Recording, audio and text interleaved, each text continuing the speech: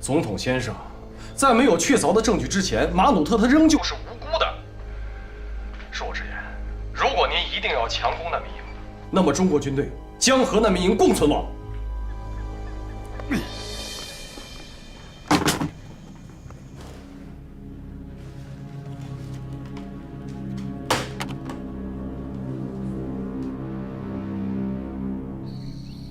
高营长为什么要帮助马努特那个混蛋呢？总统先生，中国维和部队当然是要帮助反政府军的，要不然他们在这片土地上根本就立不住脚。总统先生，高营长说的证据，如果那个证据确实存在的话，我们需要彻底的调查。他们的话你也信？这只是他们为了拖延时间的权宜之计。阿明将军，你立刻返回难民营，特别是难民营相近的哨口，绝对不能允许任何人进出，切记不能和中国的维和部队发生冲突。好的，总统先生。好的。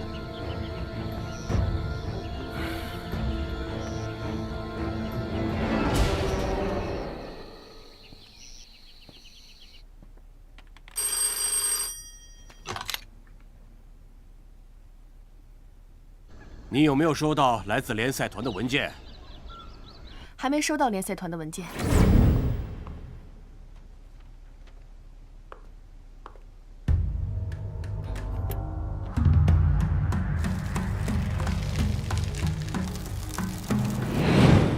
那你再看一下有没有收到班达那件事情的文件？你有收到吗？没收到，总统先生。好吧。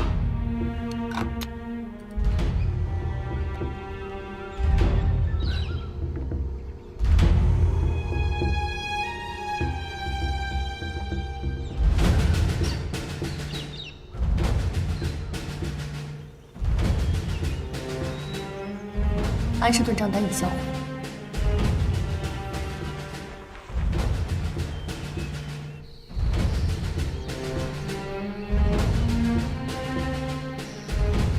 看来营长和总统的谈判不太顺利。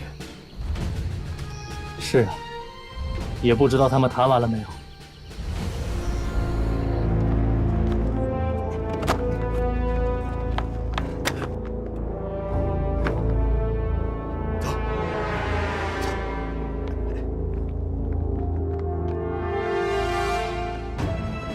别动！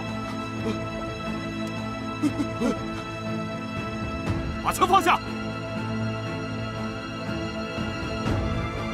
我让你把枪放下！别跟他们废话，他们手里面有枪，不行的话我们就开枪吧。不，投鼠了抓活的。把枪放下，投降！你们只要投降，你们依然还有机会成为难民营的一份子。不要负隅顽抗，你们没有任何机会。投降才是你们的唯一选择。好，好的，好。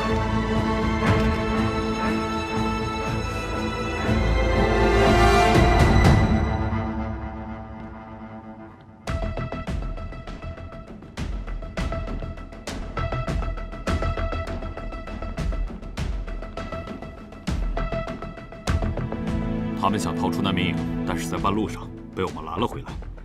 我跟他们说，如果他们能够选择投降，他们就依然还是难民营的一份子。所以，他们就放下了武器，并且跟我回来了。你现在好好的看管难民营，如果他们之中再有从里面跑出来的，你就去给他们一个教训。是的，长官。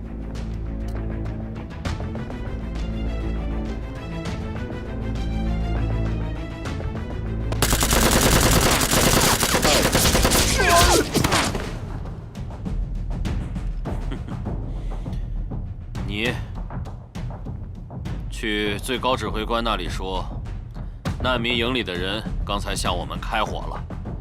如果还有从难民营里逃出来的人，就立刻射杀掉，不要有任何的犹豫，就说是我的命令。但是将军，总统先生会不会同意这么做呢？你就这样跟总统说，是那些难民们先拿枪射杀我们的。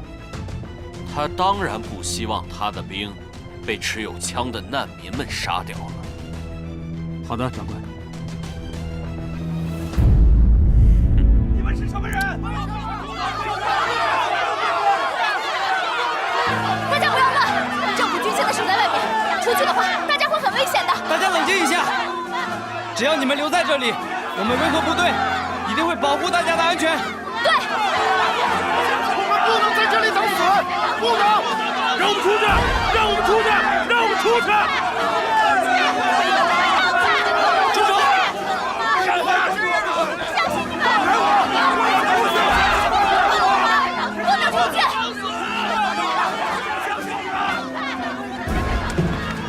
营长，有大批难民在营区北侧集结，难民开始翻墙，外面有枪声，政府军已经动手杀难民了。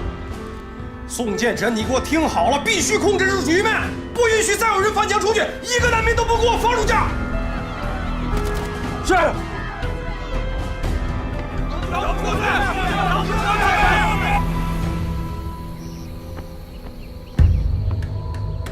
总统先生，UN 难民营北区附近发现有难民翻越围墙的举动，并且与我军发生冲突，之后与我军交火，我方有人员受伤。好，既然他们先开枪了，就让阿明去处理这件事，但是不能和中国维和部队发生冲突。是，先生。总统先生，这可是展现我们自己实力的好时机啊！展示实力，这你只说对了一半。我们要借这次机会展现清剿叛军的实力和决心，再借这次机会震慑维和部队。我们不会和他们真正动手的。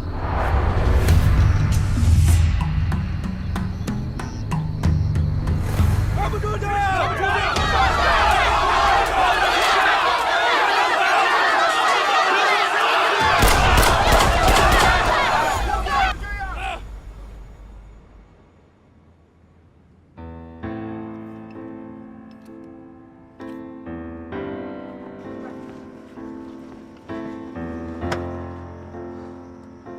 大家听我说，外面的政府军已经开始向爬出去难民射击了，所以你们现在不能再往外爬了，一定要留在这儿。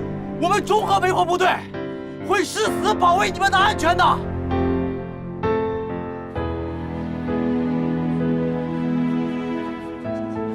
你们拿什么来保证我们的安全？中国维和部队根本无法阻挡政府军的进攻。如果这样坐以待毙，还不如冲出去有一线生机。是我不要了，兄弟！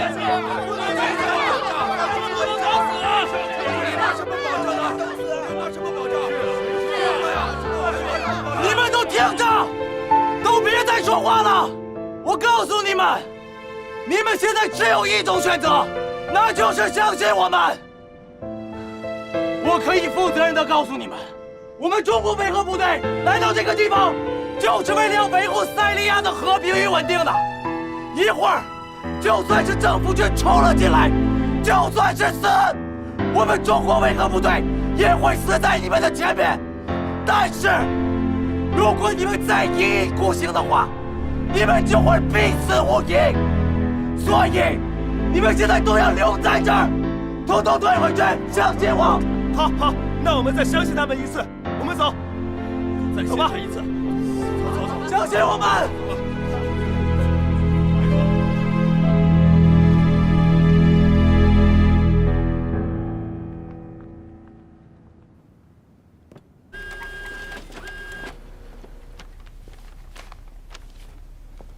高营长，这是刚刚从瑞士银行发过来的传真件。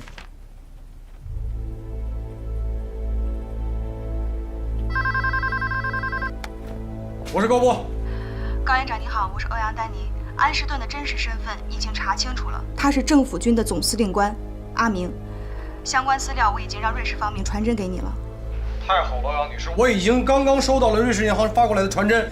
也就是说，根据这份传真就可以直接证明阿明就是巴沙隐藏的上线，是吗？不错。欧阳女士，那这份传真有没有给卢尔总统府发过去一份啊？我今天早上已经第一时间传给卢尔办公室，但是结果和今天的凌晨一样，卢尔方面还是没有任何的表态。坏了，欧阳女士，如果说阿明真的是和恐怖分子是一伙的话，那么在卢尔身边肯定还有他们安插的内线，也就是说，现在这份文件很有可能已经被他们截获了。那如果真的是这样，我们的调查不全都白费了？我们得想办法能让卢尔了解真相。欧阳女士，没关系，现在不是丧气的时候，现在最关键的当务之急是要把这份文件直接呈现给卢尔本人的面前。这太危险！如果文件被截获，阿明应该已经有所察觉。你们不要贸然行动，他会找所有的借口发动进攻。你们现在就是一座孤岛，被包围的孤岛。你们千万不要轻举妄动，我正在想办法面见卢尔。欧阳女士，已经来不及了，我们只有放手一搏了。走，老婆。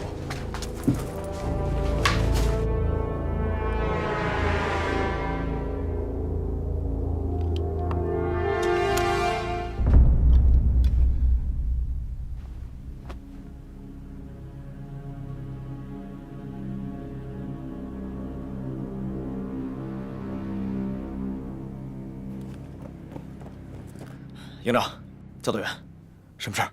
聂风，安士顿的真实身份已经查清楚了，这上面的材料能够说明一切。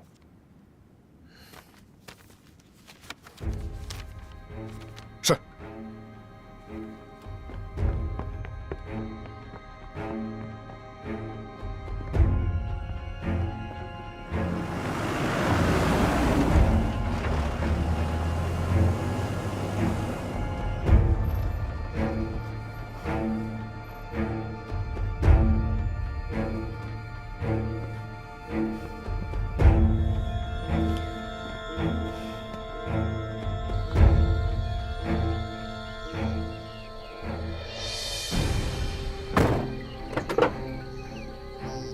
看来，他们终于要扛不住了。我还以为他们真的不怕死呢。你们准备放弃抵抗了吗？卢尔总统，我这次来不是为了投降的，我手里有一份来自联赛团的文件，想交给你。我现在可以告诉你，这份资料跟你女儿遇害有直接的关系。总统先生，他们要么就是在拖延时间，要么就是另有打算。但是我想听听他怎么说。总统先生，您先等一下，我觉得阿明将军说的有道理，我们无法判定他们手里资料的真假，他们可能会耍手段来骗你。我要把你们中国维和士兵逮捕，我们是不会上你们的当的。等等，我要私下跟这个中国人谈谈。但是总统先生，我觉得这就是这些中国人的阴谋，让我亲自去帮您调查清楚。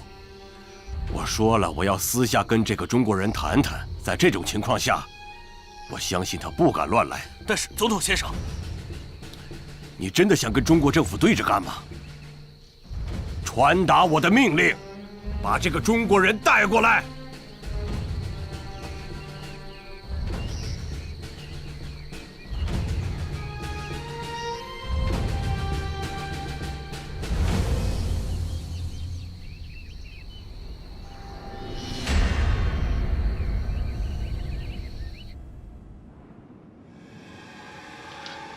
难道就让队长自己一个人去啊？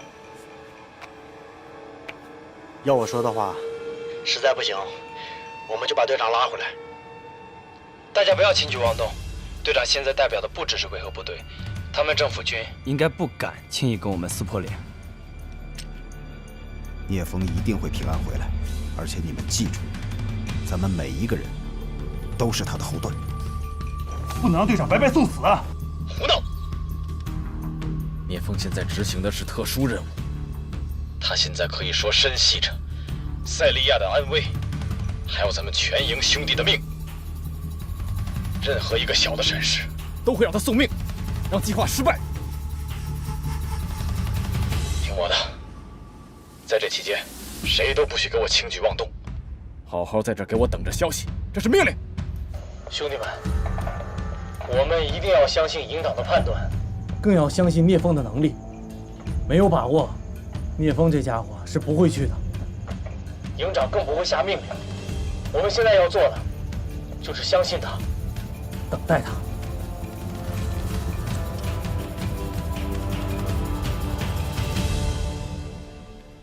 好了，你想告诉我什么？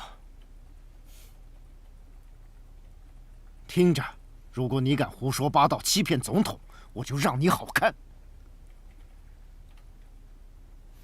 总统先生，绑架你女儿班达的幕后主使是你的人。谁？联赛团已经查明信息，这个人是阿明将军，他雇佣的巴沙。哼，总统先生，他一定是在开玩笑。你知道阿明将军一直尽职尽责的在总统的身边，你这样说是在侮辱总统的智商吗？无凭无据，我怎么相信你？没有证据，我就不会来了。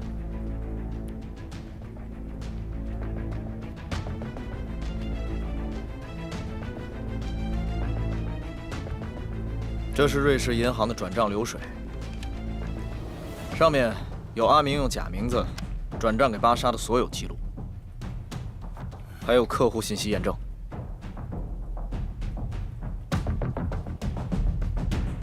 总统先生，别信他，这种东西很容易造假。你闭嘴！立刻把阿明给我叫过来。是，先生。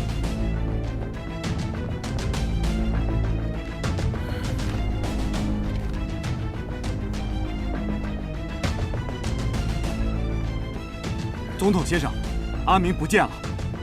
他不见了？是的。去把他找出来。是。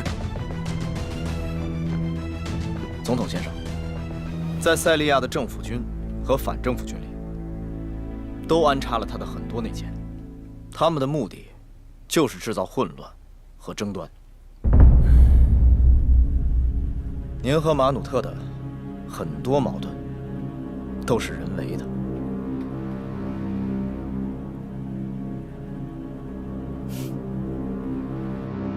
撤离！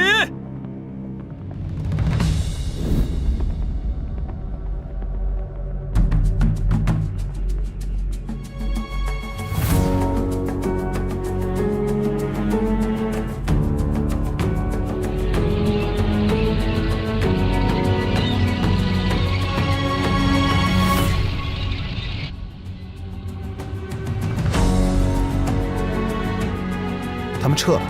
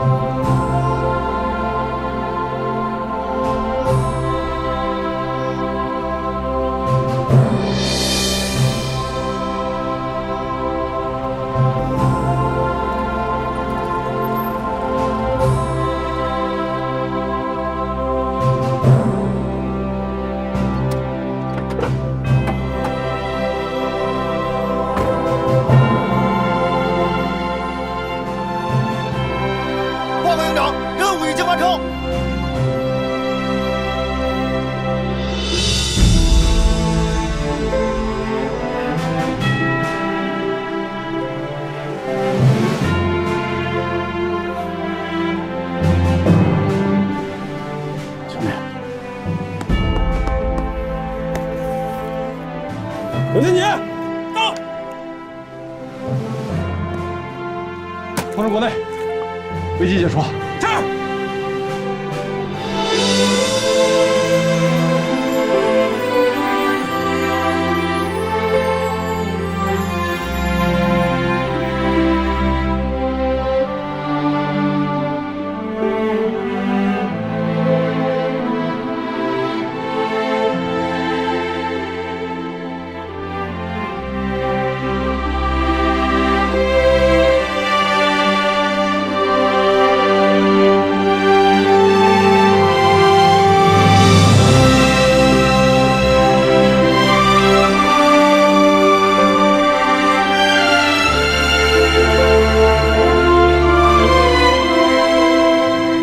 一切都过去了，鲁尔撤军了，天地归于平静。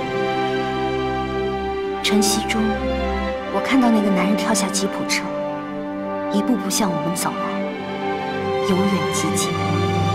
金黄色的晨光洒在他身后，我看不清他脸上的表情，但我知道，他拯救了我们所有的人。我们700名战友，我们身后上万的难民。每一个都因为他而有了重新拥抱明天的可能。他满足了我从小到大对于一个男人、一个军人、一个英雄所有的想象。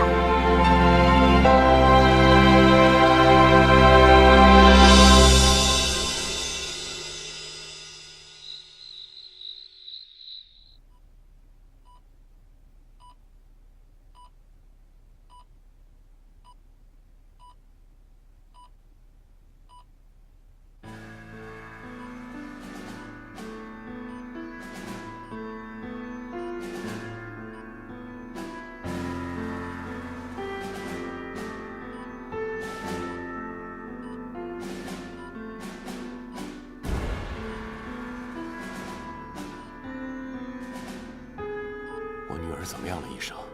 班达小姐现在的情况很不稳定，最好尽快送到丹城医院。没有其他办法了吗？她现在的身体情况真的非常糟糕，如果再继续拖下去的话，她真的会有生命危险。好的，谢谢你了，医生，真的是辛苦你了，非常感谢。应该的。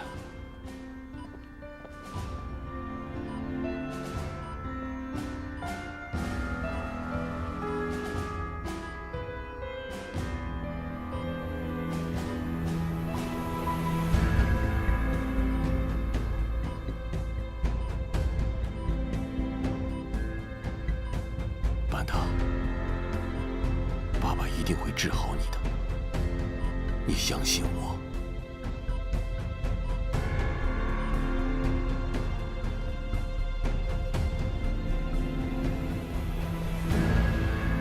准备血浆包，还有手术器械。是。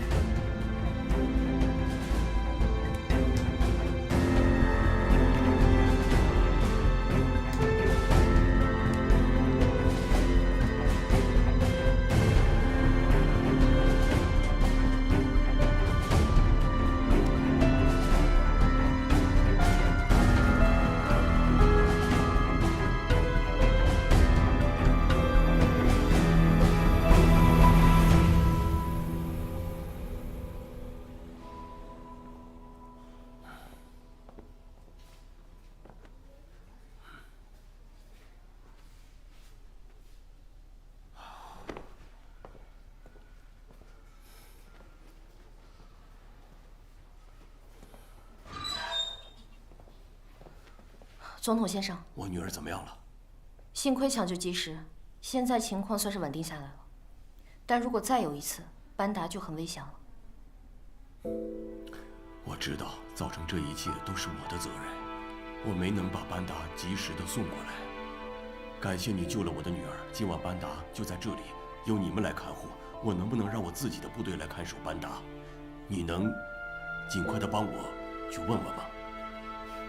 这个请求我恐怕做不了主。我们医院的警戒都是靠中国维和步兵营，这件事情您可能得跟我们高营长商量一下。那就带我去找高营长。不必了，高营长已经来了。总统先生，您好。你好。您的情况我们都了解了，也都知道您是被阿明所蒙蔽的。在我们中国有一句老话叫做“一笑泯恩仇”。刚才您和童医生的谈话，我们也理解。请您放心，班达的安全问题，我们中国维和步兵营一定会负责到底。没错，总统先生，我们这次来就是专程协调安排班达的安保工作。很感谢你们，我都不知道该怎么样来表达我的谢意了。谢谢你们，谢谢。总统先生，班达是个好姑娘，这我们大家都是有目共睹的。所以说，请您千万放心，中国维和步兵营责无旁贷。别忘和童医生交接一下。是。跟我来。谢谢。谢谢。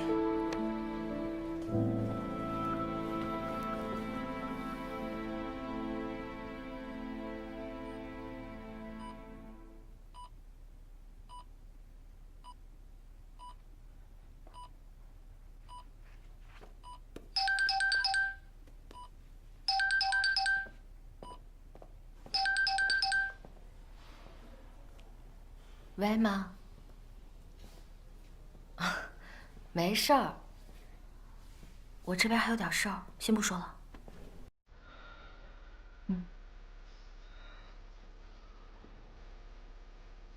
家里人吓坏了吧？你家里人也吓坏了吧？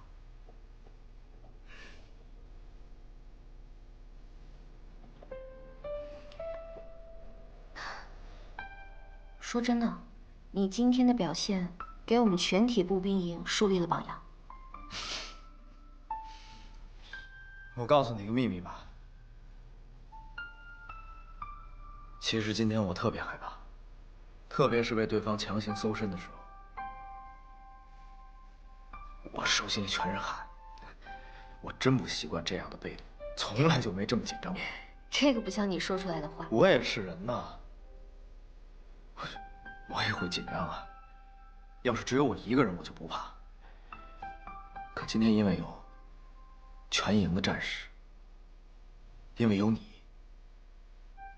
智勇、主任、高营长、老宋、牧羊、子南，你们的性命全都在我手里攥着。我要是疏忽了，全去见马克思了，我能不紧张吗？其实我今天也特别紧张。我在给你们那个2连的小战士做手术的时候，我当时手抖得特别严重，我就怕我救不过来他。不过还好。哎，我给你推荐一个办法吧，就是吃糖。人说吃糖容易幸福，而且心情会好。你尝尝。可是我不吃糖。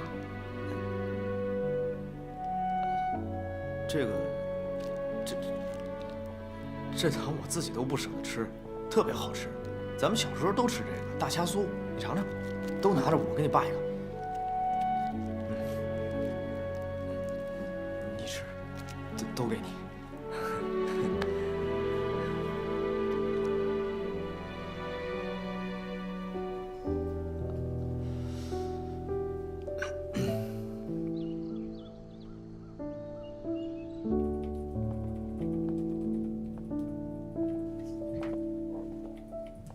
哎呀，我也真是服了气了。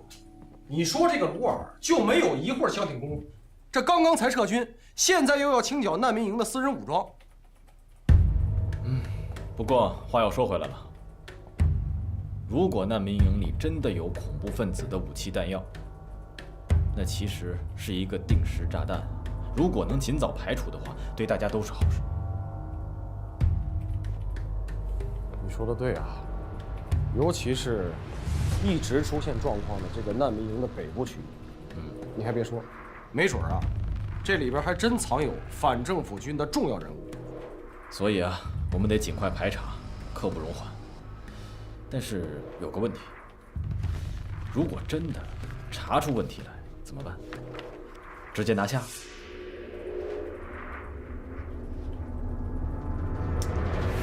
这个麻烦了。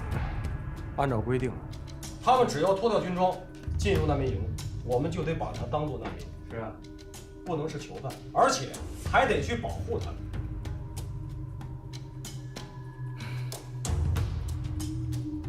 说来说去，我们最终还是得请示一下联赛团。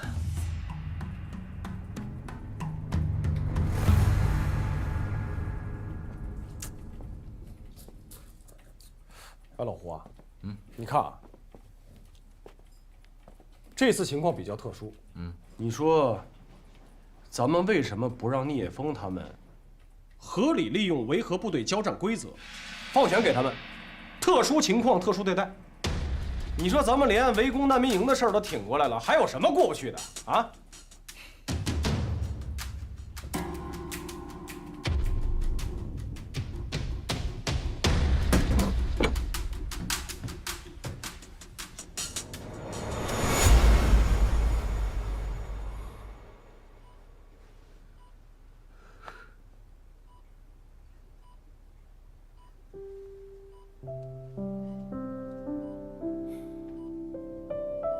班达，爸爸一定会替你报仇的，让那些反对我的、背叛塞利亚的、伤害你的人付出代价的。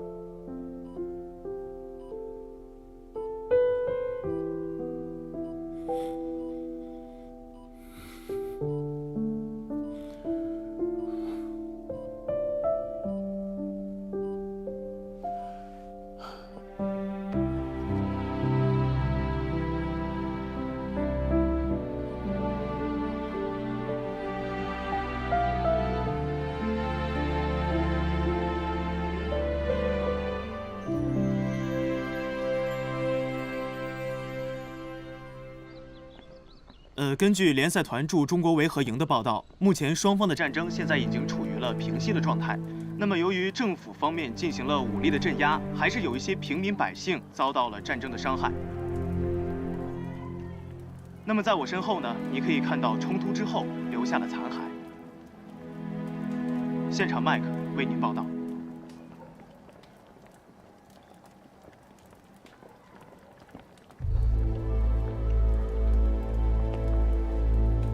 您好，我们是中国维和步兵营，奉命到这里来搜查，希望你能够配合。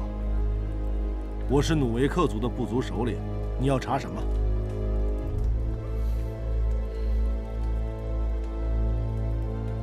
我们这一次主要搜缴武器、枪支弹药，希望你能配合我们。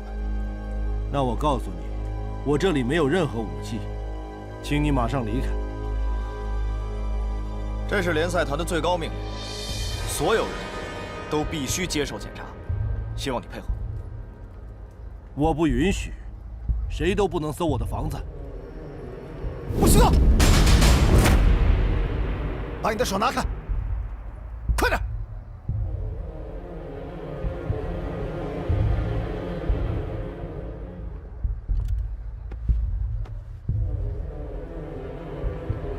破片手雷。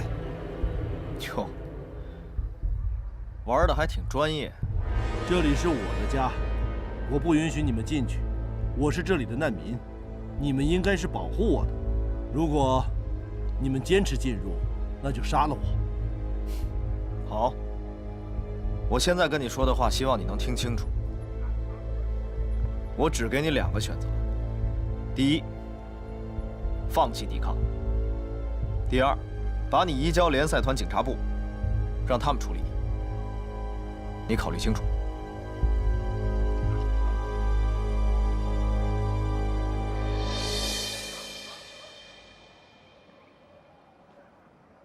大家冷静，别担心，我不会有事的。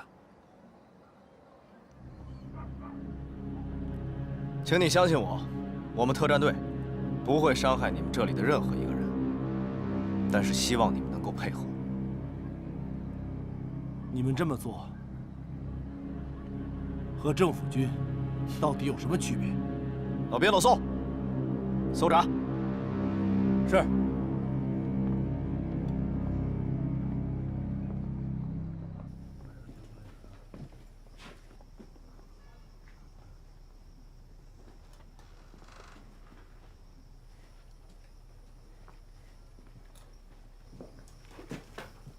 进去看看。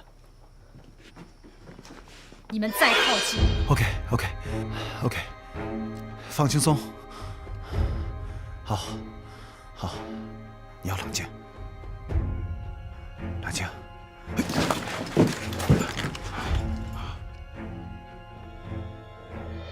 去看看。坐下，坐下。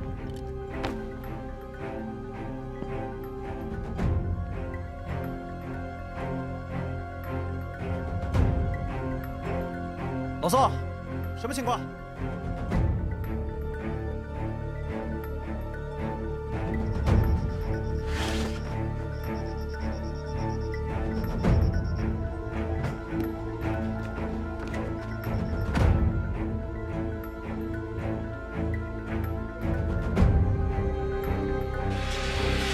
五边，快来看看。坐着别动。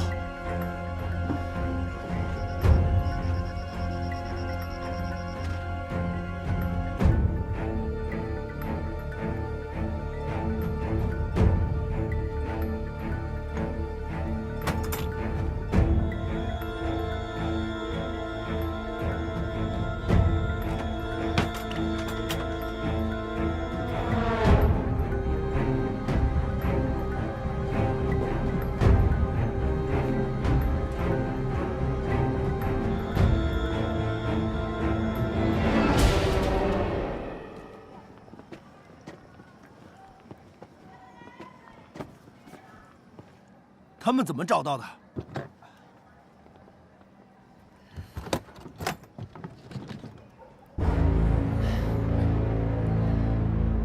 简直就是一个小型的军火库。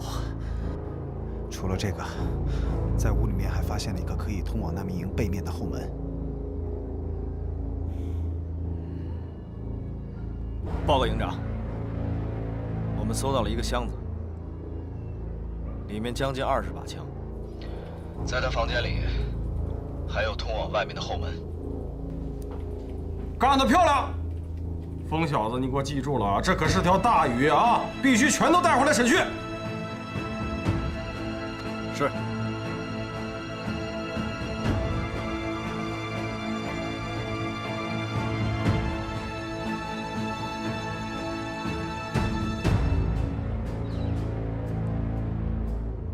我想知道。哎，干什么？干什么呢？松开！松开！他只想保护我，别伤害他。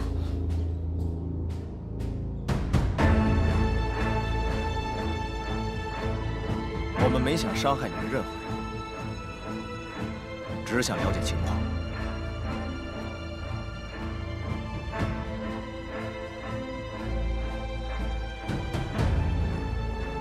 总统先生，请您相信我，我们一直都在找他，搜遍了全城，但是还没找到。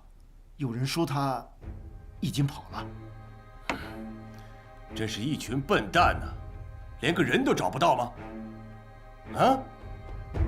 我给你几天时间搜索阿明，务必要给我找到，搜遍全城的每一个角落。是的，总统先生。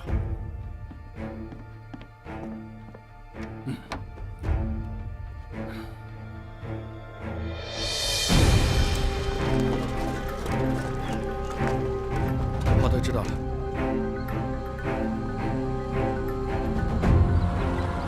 哥。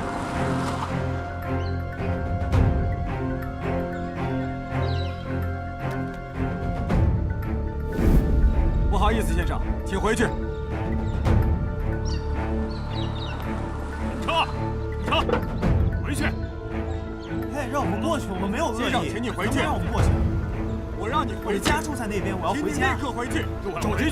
前面我的家就在前面，不管你什么理由。做错了什么？你要这样？我让你回去。只是想回家而已。后面的的车！为什么不让我过去？回去！封锁了，过去。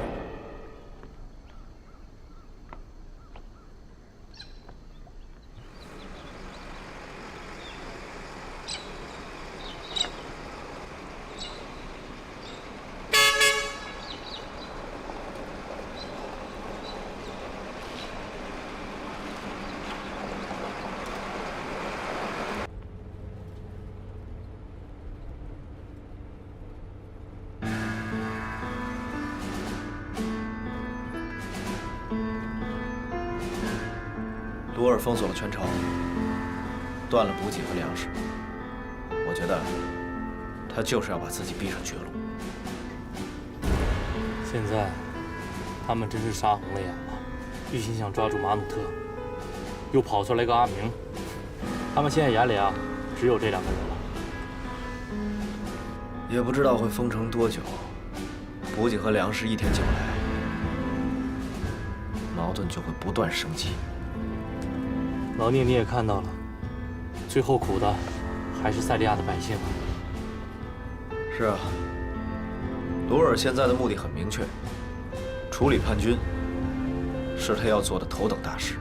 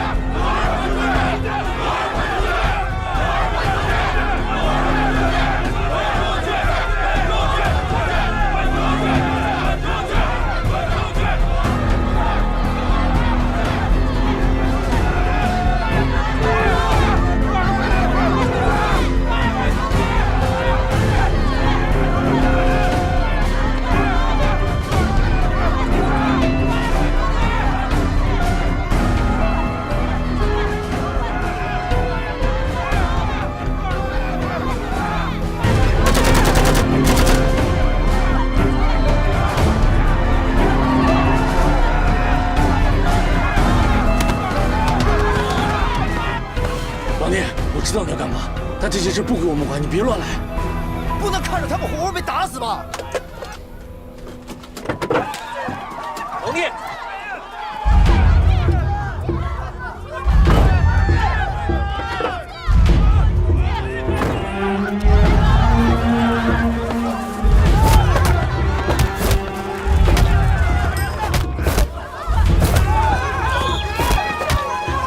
记者麦克向你报道，现在丹城一片混乱，政府军正在殴打民众，这简直不可理喻。看来鲁尔政府已经失去耐心，现场一片混乱。政府军现在开始随意开枪，他们甚至向人群开枪。你们看到我身后了吗？他们正在殴打一名市民。这个国家现在到底怎么了？站住！你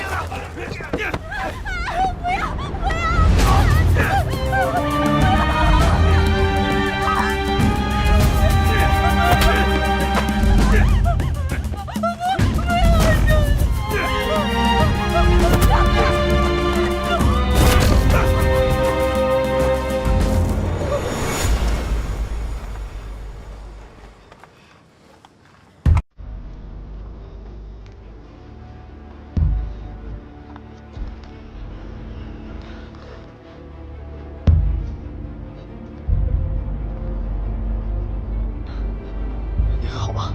谢谢。走。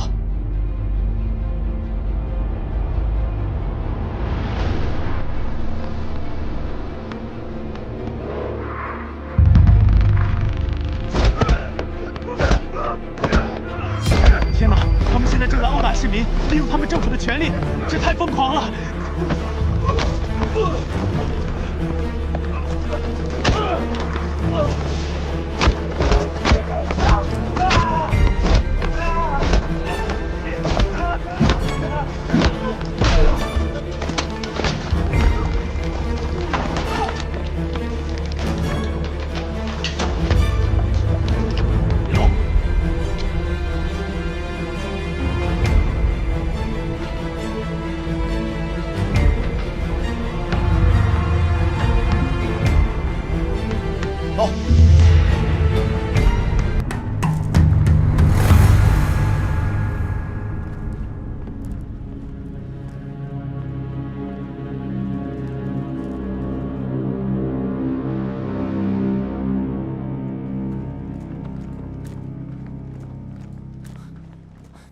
等一下，谢谢你们救了我的命，谢谢。我不知道他们政府军现在到底在干什么，谢谢。我叫麦克，你们是谁？你好，麦克，我叫聂风，他叫宋建臣。啊，谢谢你们，聂宋，谢谢。我必须要走了，谢谢你们，以后再见，再见。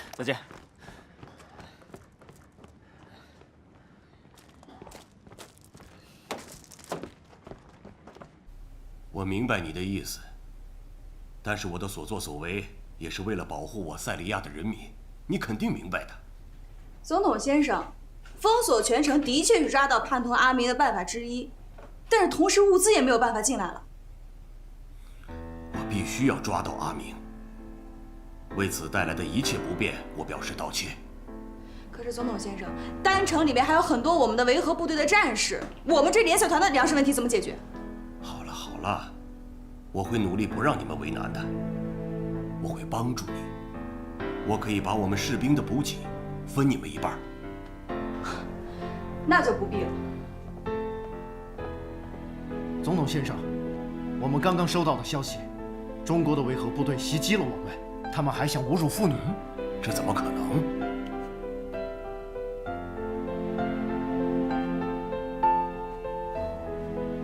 这太荒谬了！我的天哪！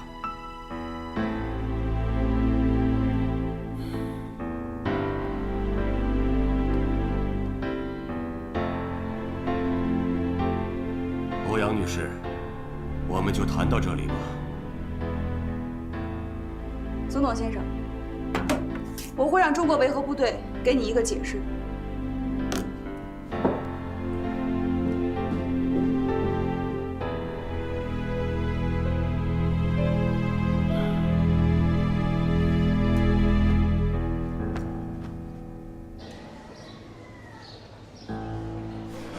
快救救他！快，听一下，快！拜托医生，现在已经没有床位了，但还有大量难民被送进来，我们该怎么办？这样，你找外面的阴凉处搭建临时床位给病人输液。大凉棚的病人怎么办？这样，2点之前送过来的病人，体温在39度以下的，都送去临时床位；还有需要截肢和急救的，立刻安排手术。其他的重症患者安排在室内休息。好，我这就安排。去。顾医生，怎么了？9号病床的病人产后大出血了，快去！小心，小心！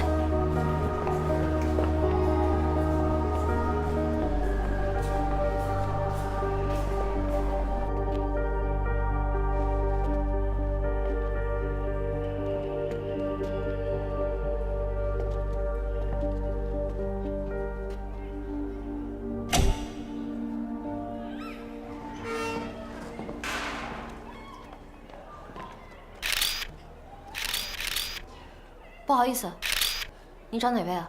你就是那位很出名的医生，对吗？我是记者，我叫麦克。现在我想采访一下你。不好意思，你找错人了，我现在非常忙。你叫什么？你这么冒昧的问别人名字，恐怕不太合适吧？怎么了？我是记者，我的工作就是问别人的名字。我觉得你要采访，应该去难民营，那里有很多志愿者，而不是在医院采访。好吧，但是我现在想采访一下你这个美丽的中国医生，来笑一个，就给我5分钟。你来单程就是为了拍各种漂亮女人吗？但是我没有时间，我是一名医生，我想把时间留给我的病人。等一下，我可不是你说的那样来这里拍美丽女人的，好吗？我是一名记者，这是我的工作，我来这里是为了给世界一个真相的，好吗？所以别以为你的工作伟大，我的也是，我们记者也在救人。我刚才被人绑架。看这儿，看到了吗？有2个中国维和士兵救了我，我想让全世界都知道他们。2个维和士兵？是啊。如果你感兴趣的话，你可以来我的酒店，我给你做个采访，好吗？再见。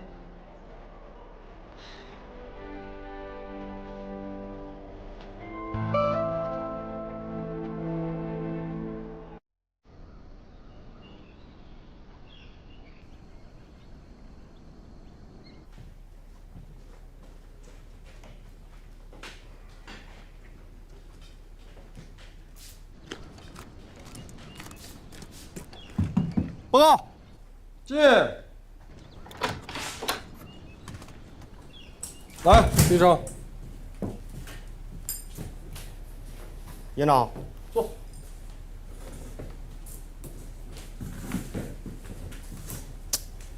怎么样？长得不错吧？嗯。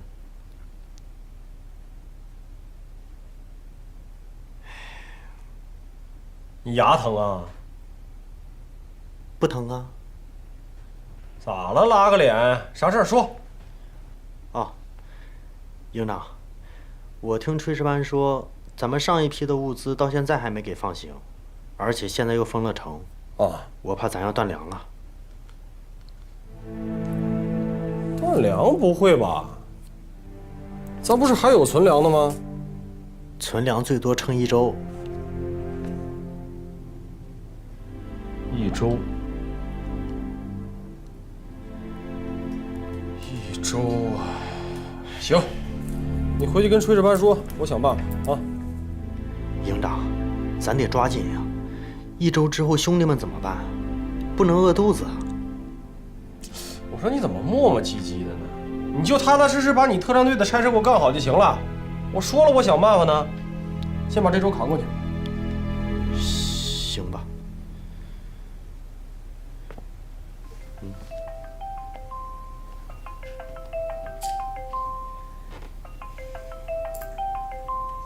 哎，接。我女朋友。我知道是你女朋友才让你接。哎，你接我听听，快。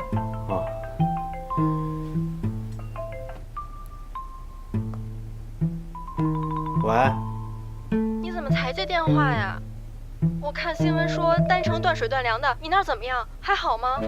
要不我给你寄点吃的过去吧。哎呀，行了行了，你就别跟着瞎操心了啊。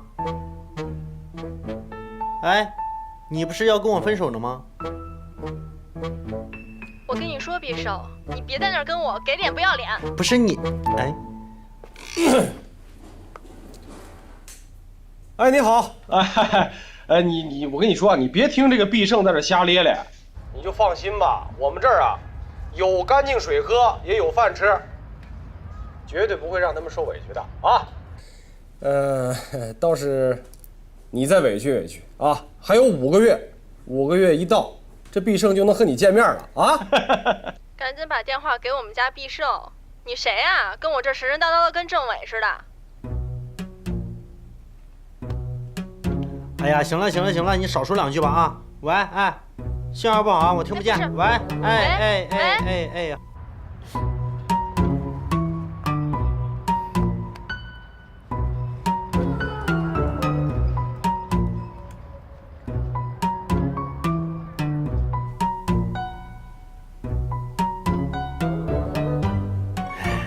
营长，不好意思啊，小姑娘不懂事。没事，这家小脾气挺暴啊。哎呀，人家没啥不懂事的，是真关心你，得好好对人家啊。是，忙去吧。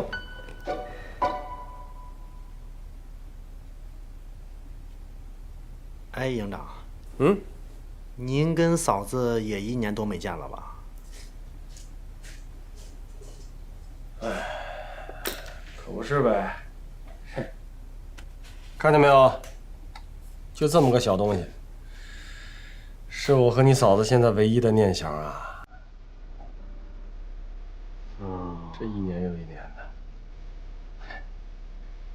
他回国了，就把这交给我。等我回国了呢，他又回来了，我再交给他。习惯了，挺好。挺好啊。哎，营长，你这想嫂子也不能天天教啊。哎呦，都淹死了。我说你是不是闲的呀？啊？你要闲的搞体能去。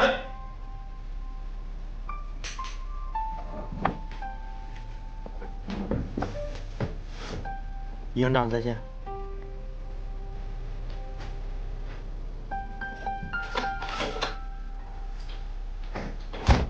臭小子，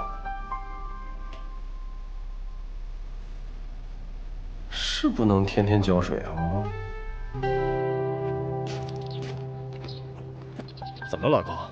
说。咱们现在啊，马上要断粮了。什么？现在鲁尔下令封城，他这一封城，所有车辆禁止出入，咱们的粮食也进不来了。那咱们这事儿得跟全营通报啊。通报是必然的。刚才包长组跟我汇报说，咱们的粮食最多再撑1周。多少？1周。所以当务之急，咱们得想想办法，怎么办？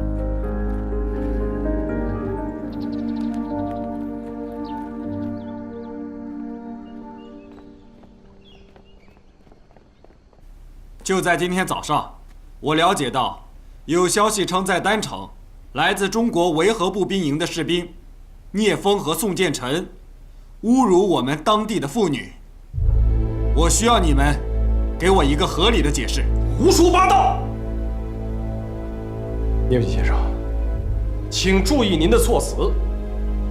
侮辱妇女这样的事情，在中国维和步兵营不可能出现。这其中一定是有什么误会。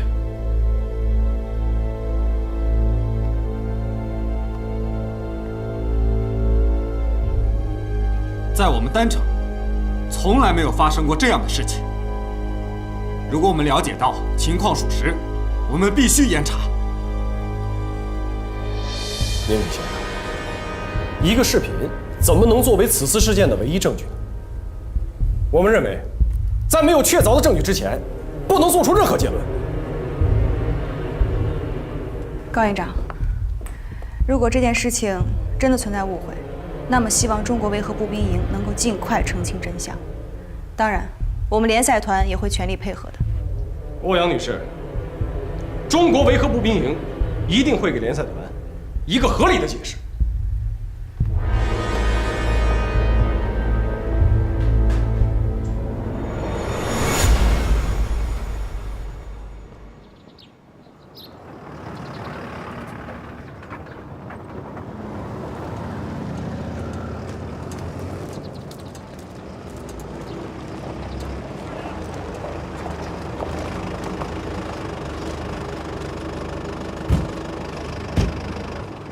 你说，是不是扯淡啊？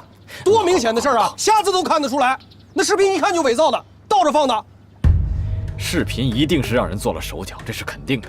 但是这不重要，老高，你先冷静一下啊！我不是冷静不冷静，老胡，这事儿咱必须得查清楚，不能让咱的兄弟白白就这么受冤枉了。那是肯定的呀。那你说你这么着急，无济于事啊。老高，你听我的，你听我说，我相信塞利亚的人知道我们中国维和部队做了些什么，他们知道咱们做的每一件事都是知道有什么用啊？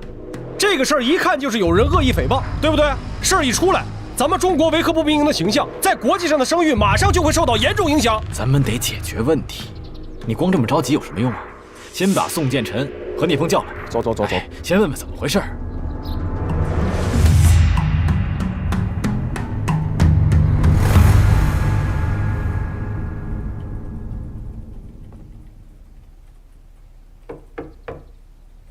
报告。我来找聂风。聂风他找他干嘛呀？我来给他送血检报告，报告出来了。什么结果？都正常。你看看，能不正常吗？你看那俩人的样。什么情况？是这么回事。政府军呢，跟我们举报说，宋建成和聂风和当地的人发生了肢体冲突，还涉嫌侮辱当地的妇女。这事儿影响太不好了。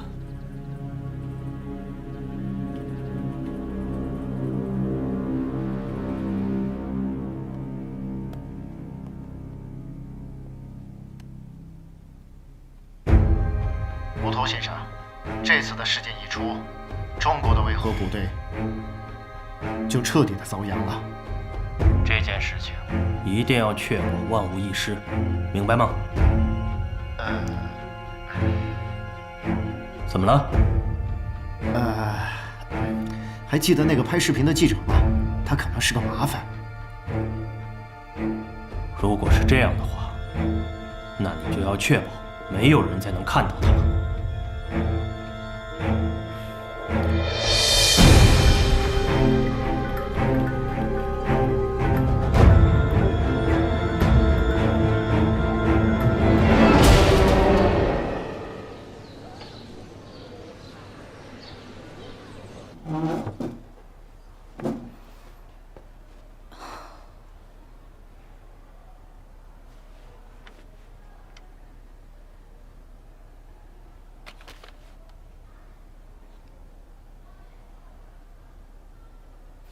政府军呢，跟我们举报说，宋建臣和聂风和当地的人发生了肢体冲突。2个中国维和士兵救了我，我想让全世界都知道他们。2个维和士兵？是的。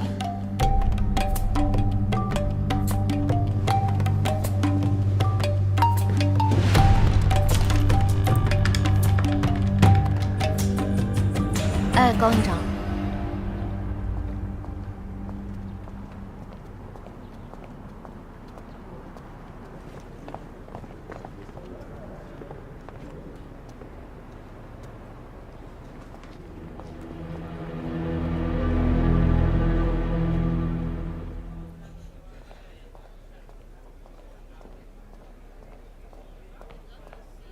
您好，我来找我朋友，我想确认一下他的房间号。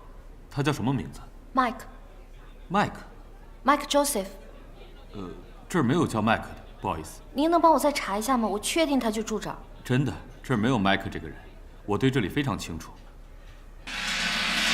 谢谢。营长，怎么了？出什么事儿了？出什么事儿了？你俩闯大祸了！大高。啊？闯什么大祸了？你们今天去哪儿了？汇报一下。我和聂风去送水，送水的路上看见政府军殴打难民，我和聂风就下车了，与政府军发生了点肢体冲突。这事让人拍下来了，知道吗？啊！全世界马上就都知道了。那不是挺好的吗？弘扬我们维和战士的英勇形象啊！不是，我说聂风，你心挺大呀！啊！营长，你是没看见，我们俩救人那劲儿那是太英勇了。明天各大媒体肯定表扬咱们。好，我告诉你啊，媒体怎么表扬你们？标题一定是“中国维和军人猥亵当地妇女”。啊？这不信是吧？啊？好，自己看。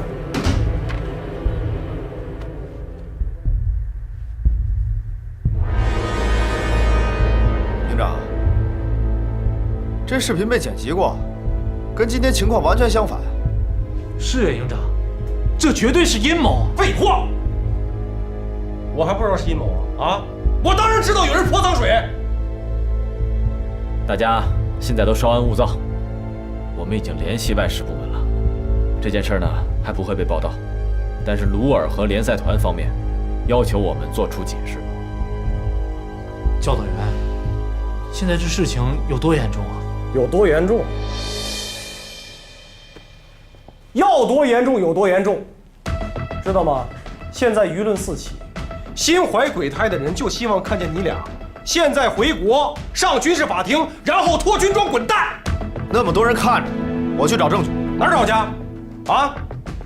全单城40多万人，视频一爆出来，谁敢跟你作证？特战队全部出动，我就不信找不着证据。你们等一等，已经有人帮你们去找证据去了。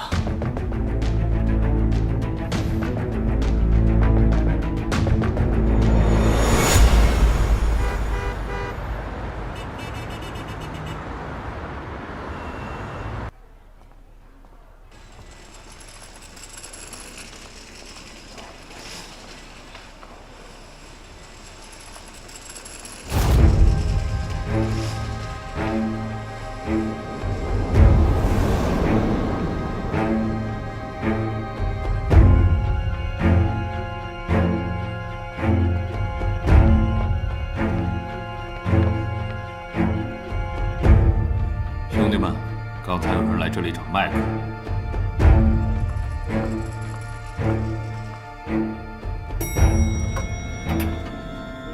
你好。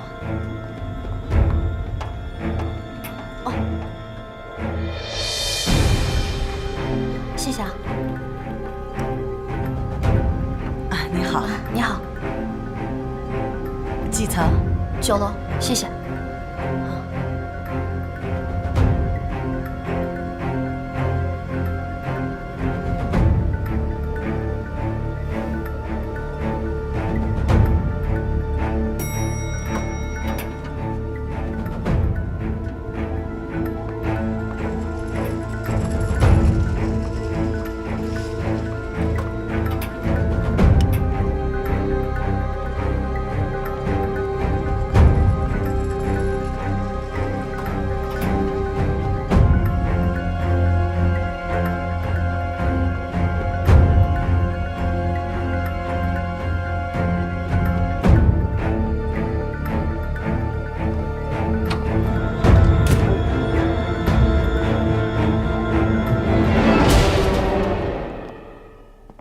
在这儿站了一上午了，好饿呀！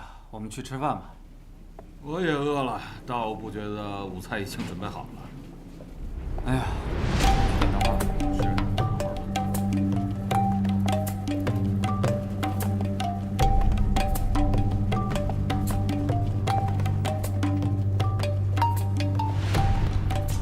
2位长官，午餐已经准备好了，在1楼餐厅。那我们去吃饭吧。那我们快去快回。没问题，走。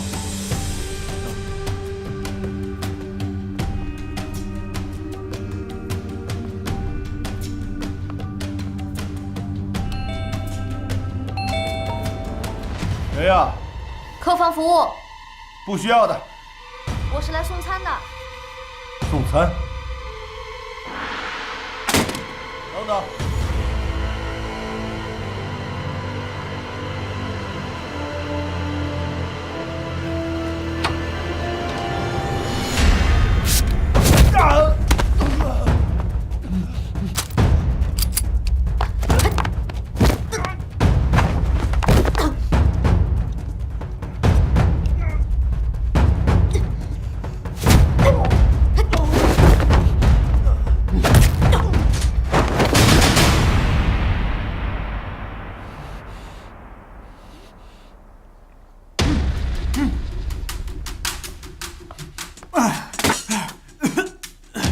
你怎么知道我被人抓了？这已经是我第2次被中国人救了。我就是因为这事来找你，救你那2个中国人，现在需要你帮助，来不及了，先跟我走。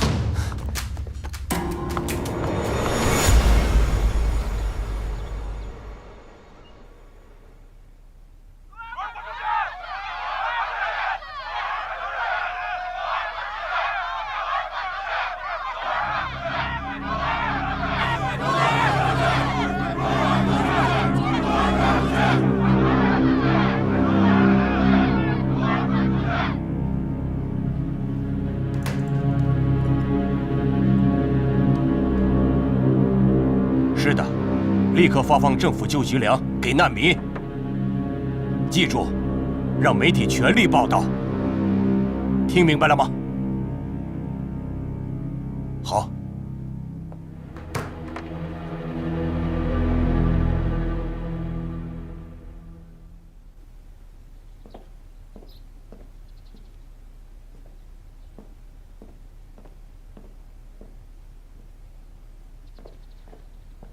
向真还没回来，不会有什么事儿吧，老高？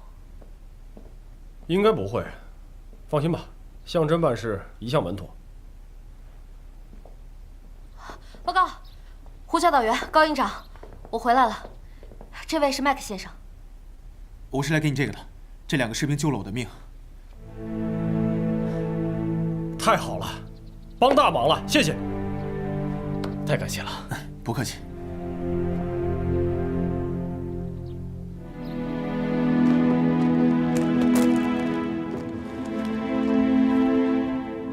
老宋，怪我先下车，连累你了。你说什么呢？我们是兄弟，什么连累不连累的？有事儿一起扛。在国内怕给部队丢人，出国了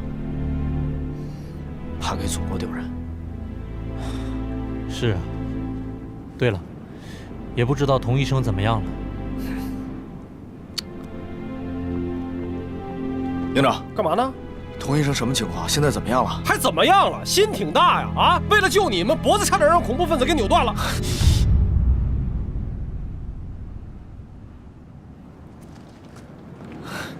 童医生，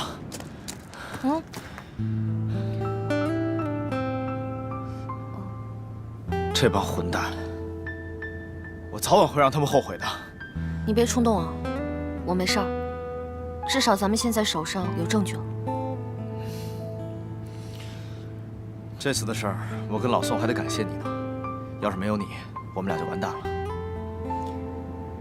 我这也是为了帮助咱们维和部队，我不想让他们把脏水泼到中国军人头上。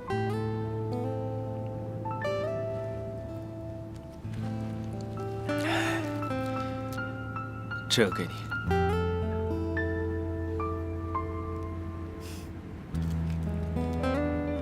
谢谢。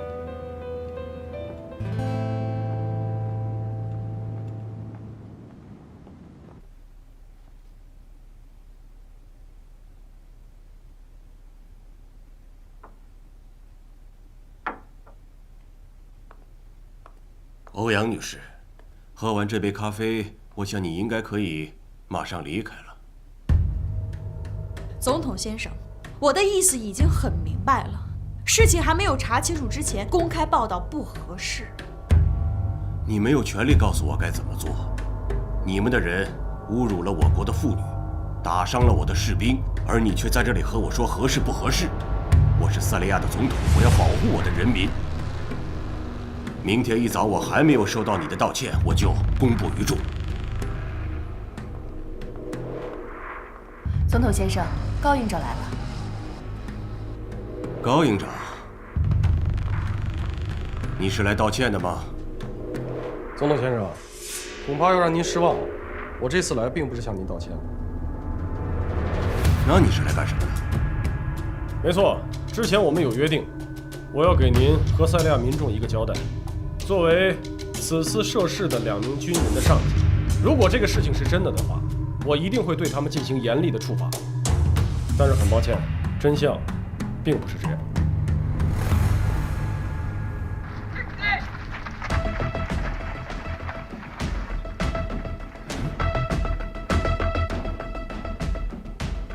谁给你的？拍摄这个视频的是一名记者。有关于此次事件的所有笔录和视频资料，我已经传给了维和警察部的涅维奇先生。相信过不了多久，欧阳女士也会收到维和警察部的报告。看来这的确是一场误会。好了，真相大白，事情解决了。总统先生，您的事情解决了，我的事情还没有说。在这次事件当中，我们的战士受到人的恶意陷害，我希望总统先生，您给我们一个解释。你想要什么解释？总统先生，我们中国维和步兵营希望您能够找到伪造视频的人，并且这个人一定要受到法律的严惩。再见。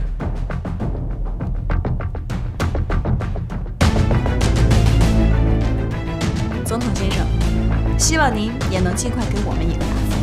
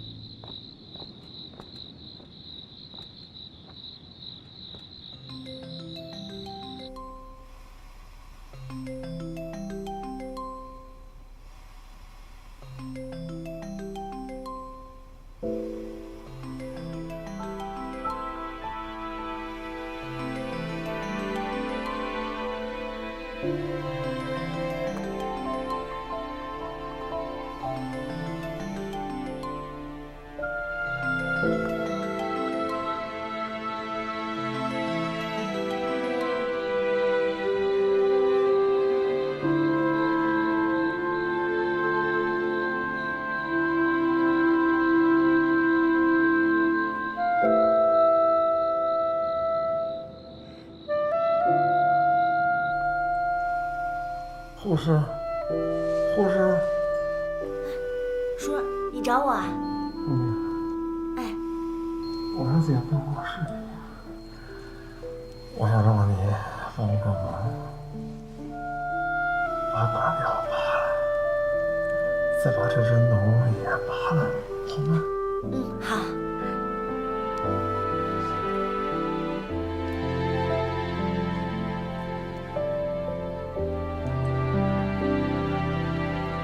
叔，你抬下头。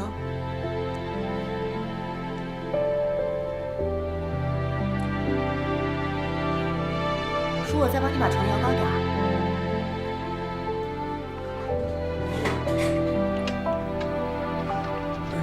可以了，谢谢。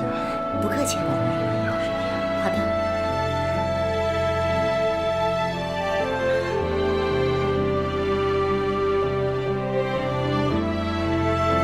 叔，给。谢谢。不客气。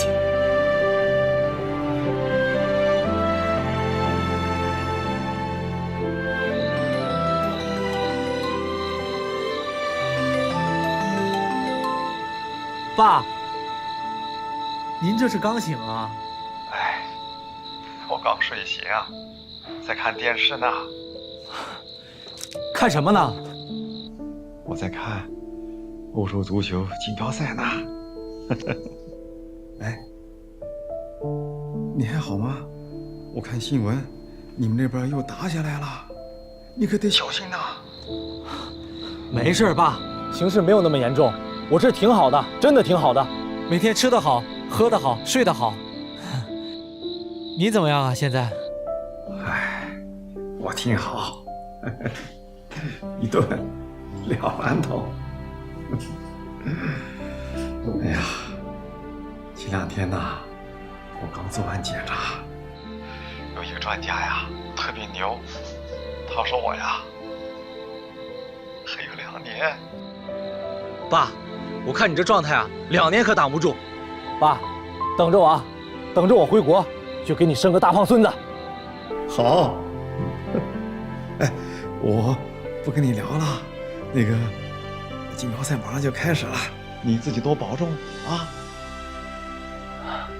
放心吧，爸，你也照顾好自己，我们一起加油。等着我，等我回国。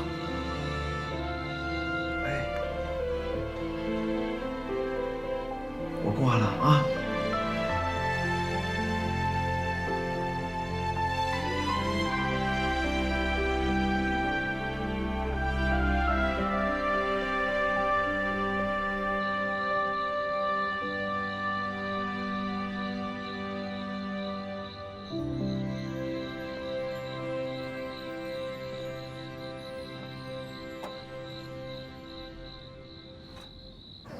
哟，不错呀，老编。来，谁过来试试啊？马上就好。啊，哎，没事吧，老宋？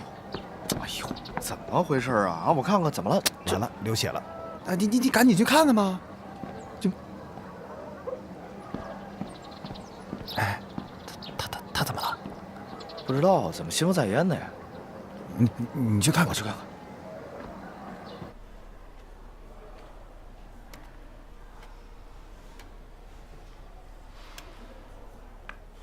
怎么了？心情不好？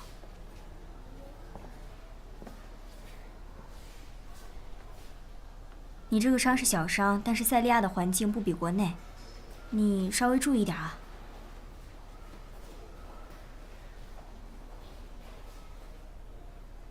行了，没事了，别沾水啊。聂队，我走了。哎。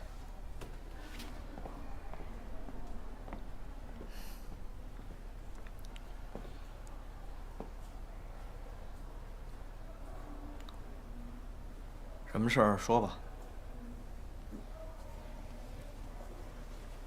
没什么事。别废话，你我还不知道。有什么事儿，直说。没事儿。咱们俩是不是兄弟？不会是叔叔出什么事儿了吧？啊？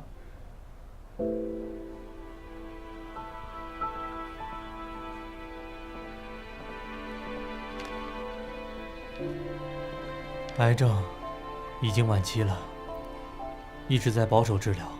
这回也可能是我想多了，可能住院治疗一段时间，也就……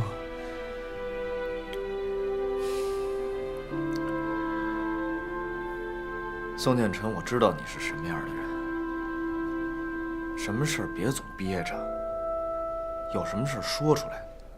咱们俩一起当兵这么多年了，我知道你想什么。天大的事儿你也给我看开点儿。建成，说句掏心窝子的话，我觉得你还是要回去一趟。毕竟不怕一万就怕万一，你懂吗？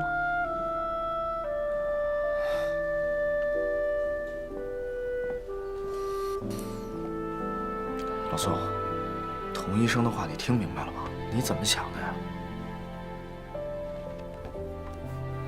要不我去找营长？不是你是不是疯了呀？啊！老爷子就你一个亲人，你不回，营长知不知道？这事没必要营长知道。我告诉你啊，我自己事自己能处理。这事儿由不得你。我找营长去给你打请假报告。聂风，我告诉你，我自己的事自己能处理。如果你这事儿要告诉营长的话，别怪我不把你当兄弟了。我拿你当兄弟，你拿我当兄弟了吗？做兄弟有今生没来世，做父母也一样。聂风，你给我站住！聂风！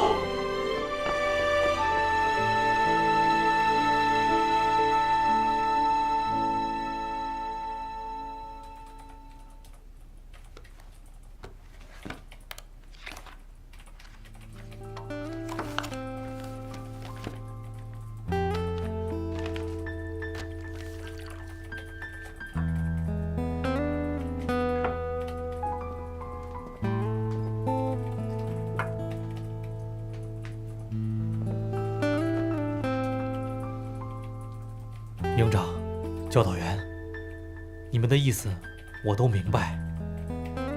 可是，在来塞利亚之前，我爸叮嘱过我，既然加入维和部队，就要时刻谨记身上的职责。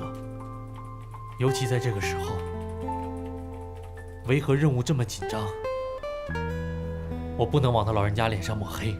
简直一派胡言！军人就不是人了吗？不要让自己后悔一辈子。老胡，